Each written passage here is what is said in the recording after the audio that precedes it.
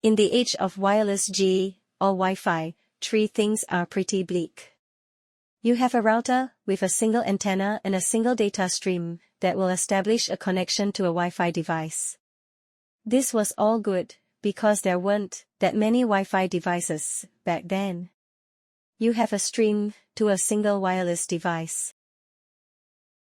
If you purchase another Wi-Fi device, you will have one stream to 2 wireless devices. This usually works. But the problem is that the single stream is now split between the 2 wireless devices. As Wi-Fi becomes more popular and people add devices, signal strength and speeds get worse. In addition to this issue, Wi-Fi 3 also doesn't do well at getting around obstacles. So despite all these difficulties, people have gotten a taste of Wi-Fi and want more. This forces manufacturers to come up with their own proprietary ways to speed up and beat the competition. So that's when you started hearing things like Super G and G+. Unfortunately, most of these are proprietary and only work if you buy the device from the same manufacturer as your router. Therefore, the emergence of 80,211 AC Wi-Fi5 has brought many improvements. One of them is the double band. By adding a second band, users can choose between 2 different bands. The 2.4 GHz band is slower than the 5 GHz band, but has greater range and better penetration through walls. The 5 GHz band is faster, but doesn't have as much range as 2.4. The problem is that these 2 frequency bands can be used simultaneously in the same space without interfering with each other. This prevents wireless devices from being slowed down by other wireless devices on your own home network. Unlike Wi-Fi 3, which has only 1 data stream, Wi-Fi 5 has 3 data streams, each capable of transmitting 150 megabits per second, and wireless G adds these data streams and frequency bands. Only 54 megabits can be transmitted per second. On this particular router, we have 2 flows. In the 2.4 GHz frequency band, 150 times 2 equals 300. Then you take 3 streams on the 5 GHz band, 3 times 150, 450, and they'll add all of that together and call it a 750 megabits per second wireless router. That sounds great, but it's really just for comparing it to other wireless routers. You won't actually get 700 megabits per second on any device, as most devices can only support 1 or 2 spatial streams at a time.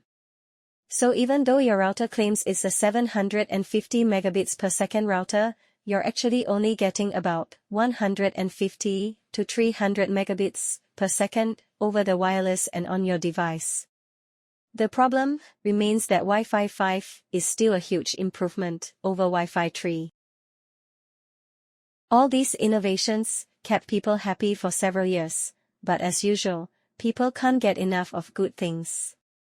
Soon people were faced with the limitations of Wi-Fi 4 and the reasons for the birth of Wi-Fi 5. Wi-Fi 5 is when things start to get crazy. Mainly because online gaming requires a lot of bandwidth. Somehow, winning the online game became synonymous with having the biggest, worst wireless router with the most antennas and the most bandwidth. This has given rise to a phenomenon known as gaming routers. Some gaming routers actually offer useful features for gamers, such as Doom OS, which actually enhances performance and experience for gamers, but at a cost for everyday users. Wireless, AC, or Wi-Fi 5 still has many advantages. For one thing, it is 3 times faster than Wi-Fi 4, and newer second-wave devices introduce a new form of MIMO called MU-MIMO or New MIMO. One of the limitations of Wi-Fi 5 is that it only works on the 5 GHz band.